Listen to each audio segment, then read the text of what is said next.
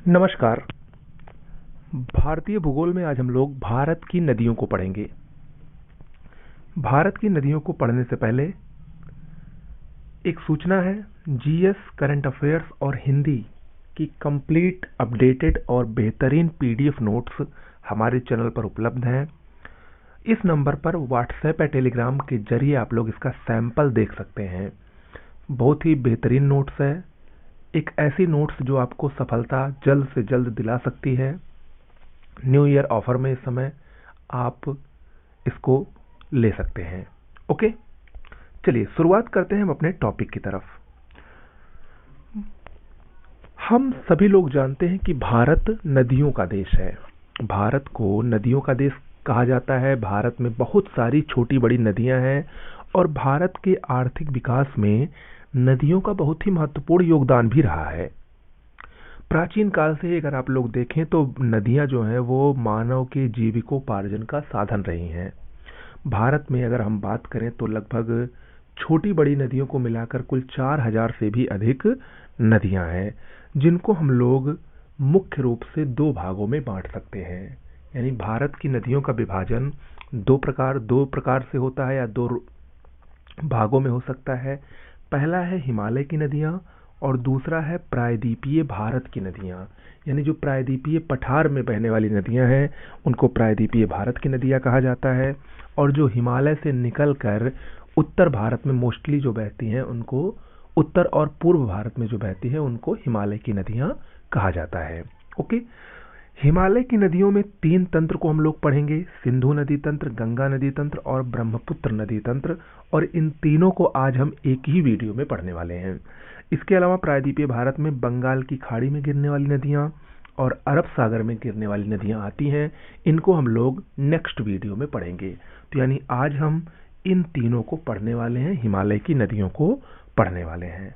Okay, देखिए हिमालय की जो नदियां हैं, हिमालय की नदियां सदा नीरा कही जाती हैं। सदा नीरा क्यों कही जाती हैं? क्योंकि इसमें हमेशा जल उपलब्ध रहता है। और जल का उपलब्धता का कारण सबसे बड़ा क्या है? पहली बात तो वर्षा का जल भी इसको मिलता है, और दूसरी बात हिमालय पर्वत जो ऊंची ऊंची चोटियां हैं जिस पर हमेशा बर्फ रहती है, जब वो पिघलती है तो वो भी जल के रूप में नदियों में जाती है। तो इसीलिए जो हिमालय की नदियां हैं वो सदा नीरा है। ओके, हिमालय की नदियों को हम लोग 3 तंत्रों में विभाजित करते हैं: सिंधु नदी तंत्र, गंगा नदी तंत्र और ब्रह्मपुत्र नदी तंत्र। सिंधु नदी तंत्र को हम लोग सबसे पहले देखेंगे। यानी जो सिंधु और उसकी सहायक नदियों से मिलकर जो नदियों का तंत्र एक बनता है, नदियों का एक सिस्टम बनता है, उसको हम लोग सिंधु नदी तंत्र के अंतर्गत पढ़ेंगे। सिंधु नदी तंत्र को पढ़ने से पहले देखिए, हिमालय की पूर्ववर्ती नदियां, यानी जो हिमालय के उत्थान से पहले भी बहती थी, यानी जब हिमालय नहीं था, जब हिमालय की उत्पत्ति नहीं हुई थी, तो उसके पहले भी ये नदियां बहती थी। वो कौन कौन सी नदियां हैं? सिंधु नदी, सतलज नदी और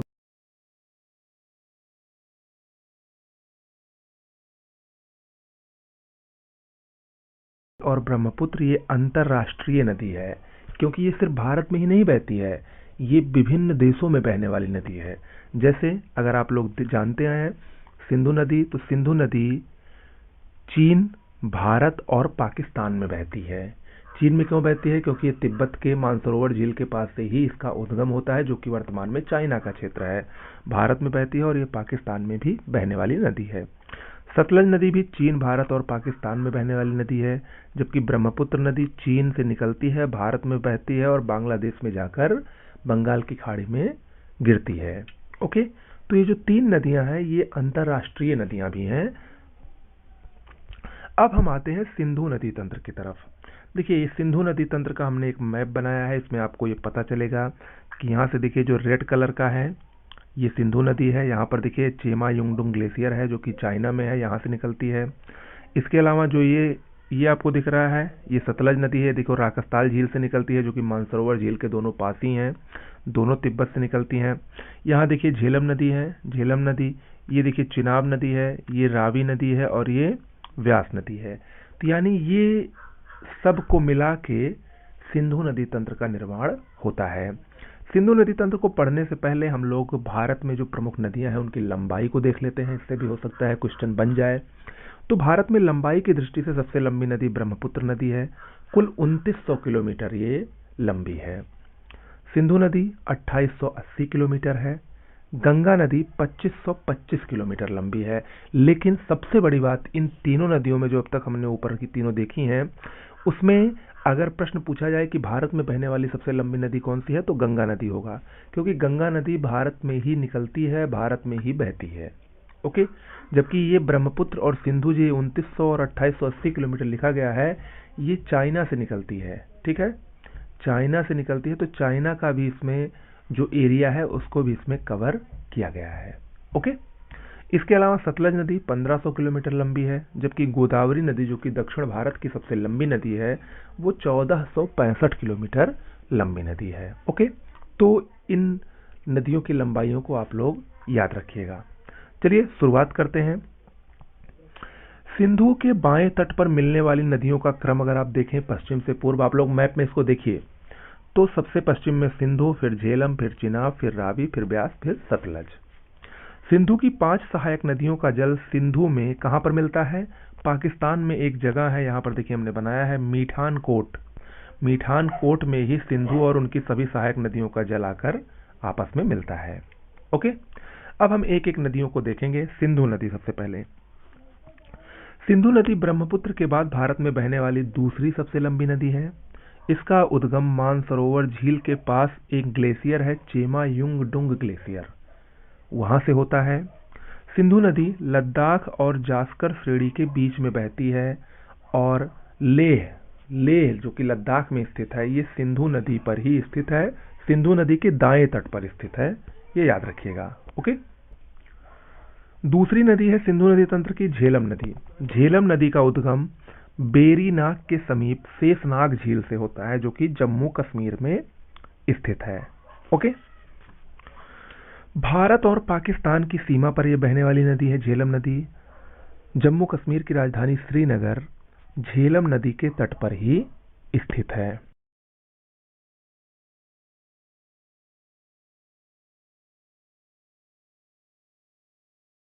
नौकाएं वहां पर इस नदी में चलाई जाती हैं, और इससे कश्मीर में आवागमन और व्यापार में बहुत बड़ी सहायता भी मिलती है। ओके। झेलम नदी की एक सहायक नदी है जो कि अक्सर परीक्षा में पूछा जाता है, जिसका नाम है किशन गंगा। किशन गंगा झेलम नदी की सहायक नदी है, और किशन गंगा को पाकिस्तान में नीलम नदी के नाम से जाना जाता है। ठीक है, तो इसके बारे में ये याद रखिएगा। इसके बाद आते हैं तीसरी नदी है चिनाब नदी। चिनाब नदी सिंधु नदी की सबसे बड़ी सहायक है। चिनाब का पुराना नाम अस्किनी है, आप लोगों ने पढ़ा होगा जब सिंधु घाटी सभ्यता, वैदिक सभ्यता में आपको बताया गया होगा। चिनाब नदी सिंधु की सबसे बड़ी सहायक नदी है। चिनाब नदी हिमाचल प्रदेश के बारालाचला दर्रे से निकलती है। चिनाब नदी को हिमाचल प्रदेश में चंद्रभागा नाम से जाना जाता है। चंद्रभागा यानी चंद्र और भागा, दो नदियों के रूप में ये हिमाचल प्रदेश से निकलती है, और ये दोनों नदियां आगे जब जाकर मिल जाती है तो इनकी संयुक्त धारा को चिनाब नदी कहा जाता है। ओके। अगली दो नदियां हैं रावी और व्यास नदी। रावी और व्यास नदी दोनों का उद्गम हिमाचल प्रदेश के रोहतांग दर्रे से होता है। पाकिस्तान में न जाने वाली एकमात्र नदी व्यास नदी है। व्यास नदी इन 5 नदियों में से एकमात्र ऐसी नदी है जो पाकिस्तान में नहीं जाती है। यह पंजाब में कपूरथला के पास हरिके में सतलज नदी से मिल जाती है। कौन? व्यास नदी। ओके। सतलज नदी की हम बात करें तो सतलज नदी का पुराना नाम सतुद्री है। सतलज नदी चिनाब नदी की सबसे बड़ी सहायक नदी है। इसका उद्गम तिब्बत के राकसताल झील से होता है। हिमाचल प्रदेश और पंजाब में ये नदी बहती है, और ये राकसताल झील से निकलते हुए सिपकीला दर्रे के पास से भारत में प्रवेश करती है। इसकी एक बहुत ही प्रमुख सहायक नदी है जिसका नाम है स्पीति नदी। स्पीति नदी इसकी बहुत ही बड़ी सहायक नदी है, और सतलज नदी पर ही भाखड़ा नांगल बांध बनाया गया है, जिसको हम लोग जब बहुउद्देशीय नदी घाटी परियोजनाएं पढ़ेंगे तो उसमें आपको बताएंगे। ठीक है, तो ये क्या कहते हैं? सिंधु नदी तंत्र हुआ। चलिए अब सिंधु की कुछ अन्य सहायक नदियों को देख लेते हैं जो कि परीक्षा में पूछी जाती हैं। बाएं तट पर स्थित सिंधु की सहायक नदियों में जास्कर, श्यांग, सिगार और गिलगिट हैं। ये सभी सिंधु नदी की बाएं तट की सहायक नदियां हैं। जबकि दाएं तट पर श्योक नदी बहुत ही महत्वपूर्ण है, जम्मू कश्मीर में बहती है। श्योक नदी, काबुल, कुर्रम और गोमल, ये सभी नदियां सिंधु की दाएं तट पर बहने वाली सहायक नदियां हैं। इससे प्रश्न अक्सर पूछा जा सकता है। बात करते हैं सिंधु जल समझौते की, जो कि 1960 में हुआ था भारत और पाकिस्तान के बीच। ये समझौता बहुत ही महत्वपूर्ण है, सिंधु जल समझौता। इसके तहत क्या हुआ था कि जो पश्चिम में बहने वाली 3 नदियां हैं, सिंधु, झेलम और चिनाब, इसके जल का 80% उपयोग पाकिस्तान करेगा और 20% भारत करेगा। जबकि जो पूर्व में बहने वाली 3 नदियां हैं, रावी, व्यास और सतलज, इसके 80% जल का उपयोग भारत करेगा, जबकि 20% पाकिस्तान करेगा। यही सिंधु जल समझौता था, 1960 में हुआ था, जो कि परीक्षा की दृष्टि से महत्वपूर्ण है। ओके, चलिए अब हम आते हैं दूसरे नदी तंत्र की तरफ, जिसका नाम है गंगा नदी तंत्र। गंगा नदी तंत्र। ओके, गंगा नदी भारत में बहने वाली सबसे लंबी नदी है, 2525 किलोमीटर बहती है। गंगा नदी कुछ और नहीं बल्कि अलकनंदा और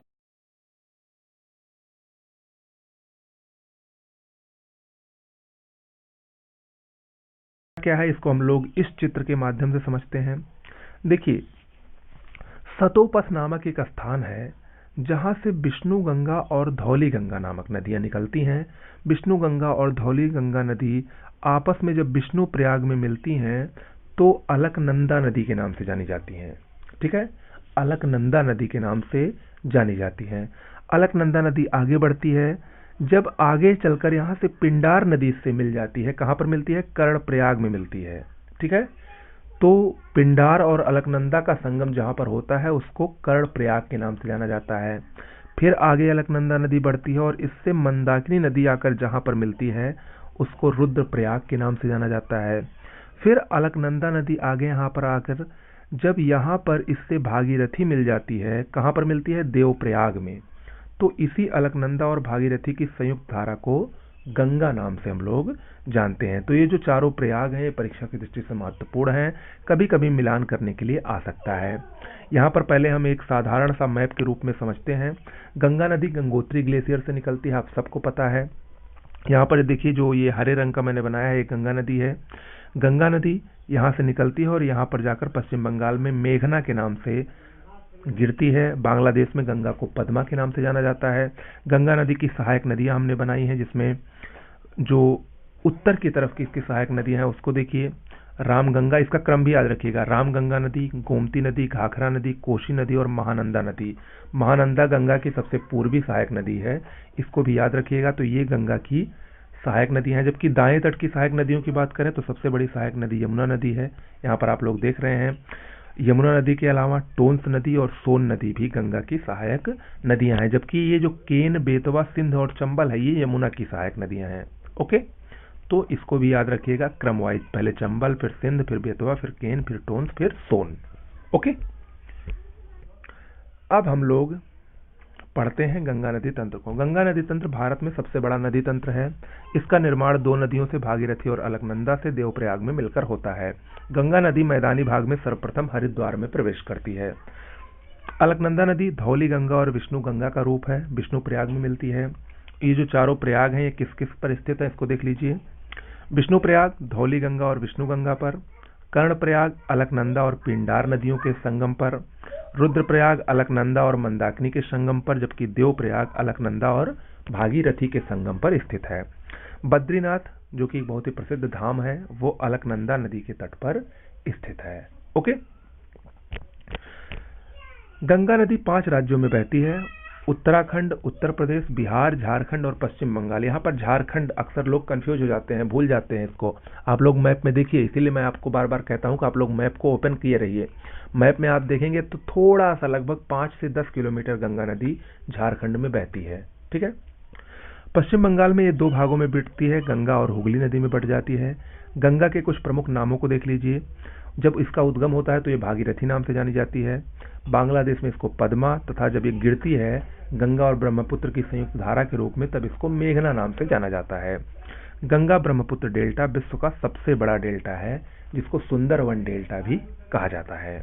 ओके, गंगा की प्रमुख सहायक नदियों को देखें तो दाएं तट पर गंगा की प्रमुख सहायक नदियां यमुना, चंबल, सिंध, बेतवा, केन, टोंस और सोन हैं। ये गंगा की दाएं तट की सहायक नदियां हैं। ओके, सबसे बड़ी गंगा की सहायक नदी दाएं तट की यमुना नदी है, जिसका उद्गम यमुनोत्री के बंदर पुंछ से होता है। ओके, इसके अलावा चंबल से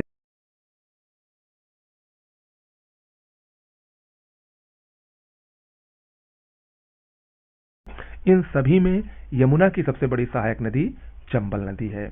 यमुना की सबसे बड़ी सहायक नदी कौन है? चंबल नदी है। चंबल नदी कहां से निकलती है? ये भी मालवा पठार से ही निकलती है। चंबल नदी अपनी उत्खात भूमि के लिए प्रसिद्ध है, क्योंकि यहाँ पर बहुत सारे बीहड़ पाए जाते हैं चंबल नदी में, इसीलिए इसको उत्खात भूमि कहा जाता है। ठीक है, चंबल नदी की कुछ प्रमुख सहायक नदियां याद कर लीजिएगा। क्षिप्रा नदी, पार्वती नदी, बनास नदी, काली सिंध नदी, ये सब चंबल नदी की प्रमुख सहायक नदियां हैं।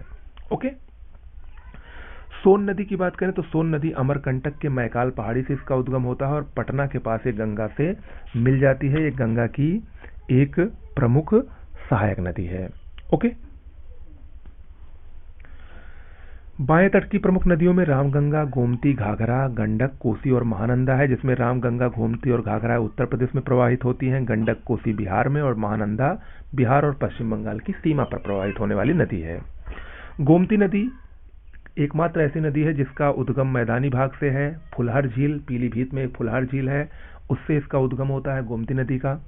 लखनऊ और जौनपुर दो प्रमुख शहर हैं, दोनों गोमती नदी के तट पर ही स्थित हैं। गंडक नदी को नेपाल में शालिग्राम या नारायणी नदी के नाम से जाना जाता है। कोशी नदी को बिहार का शोक कहते हैं, जबकि महानंदा नदी गंगा की सबसे पूर्वी सहायक नदी है। इसका उद्गम दार्जिलिंग से होता है। दार्जिलिंग पश्चिम बंगाल में है। ओके, तो ये गंगा नदी के बारे में कुछ प्रमुख बातें हो गई जो कि परीक्षा की दृष्टि से महत्वपूर्ण है। इतना ही पढ़िए, और ज्यादा जानकारी के लिए मैंने आपको 2 पुस्तक सजेस्ट की हैं, उससे आप लोग देख सकते हैं। ठीक है, ब्रह्मपुत्र नदी तंत्र की हम बात करें, ब्रह्मपुत्र नदी विश्व की सबसे लंबी नदियों में से एक है। जल विसर्जन के कुल आयतन की दृष्टि से अगर हम बात करें तो यह विश्व की 4 बड़ी नदियों में शामिल है। ब्रह्मपुत्र नदी तिब्बत यानी चीन, भारत और बांग्लादेश में बहती है। भारत में लगभग इसकी लंबाई 1346 किलोमीटर है। भारत में इसकी लंबाई लगभग 1346 किलोमीटर है। ओके, ब्रह्मपुत्र नदी का उद्गम अगर हम बात करें तो मानसरोवर झील से होता है। वहां पर ये सांगपो के नाम से जानी जाती है, और सांगपो के बाद जब ये अरुणाचल प्रदेश में आकर भारत में प्रवेश करती है तो इसको सादिया से धुबरी तक असम में इसको खासकर ब्रह्मपुत्र के नाम से जाना जाता है। इसके पश्चात जब ये बांग्लादेश में गिरती है तो इसको जमुना के नाम से जाना जाता है। ओके, चलिए शुरुआत करते हैं। देखिए, ब्रह्मपुत्र के कुछ प्रमुख नाम, तिब्बत में इसको सांगपो, अरुणाचल प्रदेश में दिहंग, असम में ब्रह्मपुत्र और बांग्लादेश में जमुना के नाम से जाना जाता है। ओके, इसका उद्गम तिब्बत के मानसरोवर झील से होता है और वहां से निकलकर पश्चिम से पूर्व की ओर असम में सदिया से धुबरी तक पूर्व से पश्चिम दिशा में प्रवाहित होती है तथा गुम्फित जलमार्ग बनाती है। ये विश्व का सबसे बड़ा नदी द्वीप जो कि माजुली द्वीप है, असम में स्थित है, वो ब्रह्मपुत्र नदी में ही स्थित है। ठीक है, सिक्किम के जेमू ग्लेशियर से निकलने वाली